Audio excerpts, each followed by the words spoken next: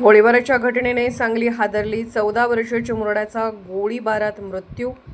सांगलीमध्ये भरवस्तीमध्ये घरात घुसून गोळीबार करत एका 14 वर्षीय चिमुरड्याचा खून करण्यात आल्याची धक्कादायक घटना घडली आहे. माथाडी नेते बाळासाहेब बंडगर यांच्या 14 वर्षीय वेदांत मारुती बंडगर याचा डोळ्यात गोळी घुसल्याने जागीच मृत्यू झाला आहे. शहरातल्या संजयनगर येथील बाळासाहेब बंडगर यांच्या घरात 7 वाजल्याच्या सुमारास 4 ते 5 अज्ञात हल्लेखोरांनी घुसत गोळीबार केला. हवेत गोळीबार केल्यानंतर घरात असणाऱ्या 14 वर्षीय वेदांत याच्यावर देखील गोळ्या झाडण्यात आल्या. नंतर परिसरामध्ये एकच खळबळ उडाली.